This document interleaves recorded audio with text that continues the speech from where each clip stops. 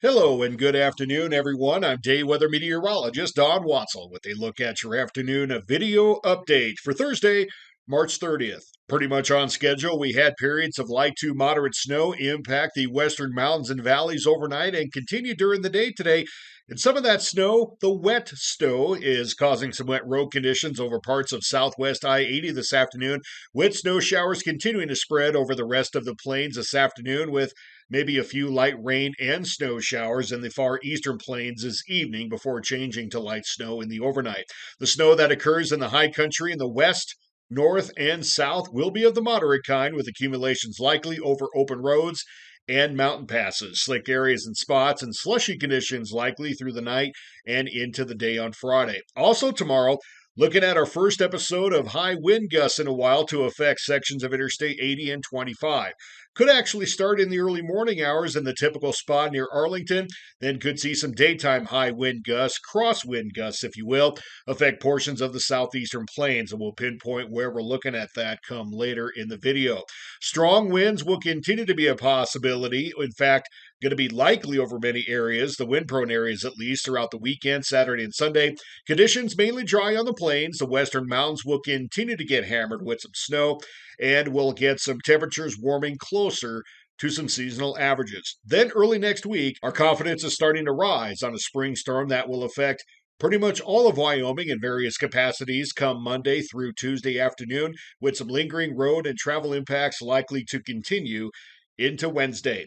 For tonight, we are seeing some scattered snow showers expected to continue over the western mountains and valleys, kind of become the more showery type activity, with another inch or two over the mountain passes and a trace to maybe an inch over the valleys. Widely scattered wet snow showers will continue this evening over parts of southwest I 80, combined with a westerly wind at around 15 to 25 miles an hour. Light snow showers will spread over parts of the Bighorn Basin and Wind River Basin, as well as parts of central Wyoming into the afternoon and overnight, a trace to maybe an inch or two in spots.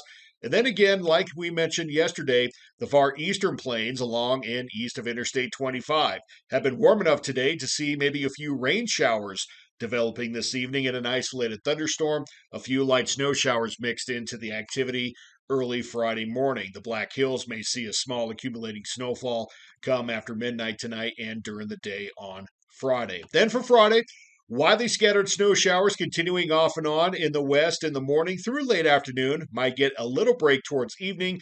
Then another round of scattered snow showers will return in the overnight heading into the weekend. It could be a prelude to some more accumulating snows over the mountain terrain come Saturday and even Sunday. But during the day Friday, could see an inch or two in the valleys and 2 to 4 inches over the mountain passes. Bighorn Basin, the southwestern plains will just see isolated daytime light snow, and some morning moderate snow may continue over portions of the Bighorns and Black Hills, with scatter light snow showers during the day. Over the rest of the plains could see some blustery winds. A problem area for travelers will be I 80 and I 25 in the southeast. We're looking at some west to northwest winds, 25 to 40 miles an hour, with gusts 50 to up to 65 miles an hour, and we could even extend that up to 70 miles an hour over the wind prone areas of Interstate 80. The plains, we're talking mainly around Cheyenne, towards Pine Bluffs, and north of Cheyenne to about Wheeland and even near the Colorado line. We'll get some of those stronger gusts during the daytime, about 9 to 10 o'clock through 6 o'clock or so. May start a little earlier on I 80 from the summit towards Buford. And again, the I 80 Arlington stretch between Rollins and Laramie could start to see some of those high winds in the early morning hours, about 1 to 2 in the morning, and could even extend into early Saturday. That sets up our forecasted travel weather impact graphic. Moderate impacts in the mountain passes again for tomorrow, with slick roads and slick areas of black ice. Going to be mainly green, scattered wet to slick spots with breezy winds, and much like this morning, could wake up to some patchy areas of morning fog in the areas that get the light and variable winds. And again, in the southeast, looking at light and high profile vehicle impacts, high blowover risk for those vehicles during the day, mid-morning through late afternoon in the plains, and pretty much all of Friday along Interstate 80 between Rollins and Laramie. Some of these high wind impacts will continue for Saturday and Sunday.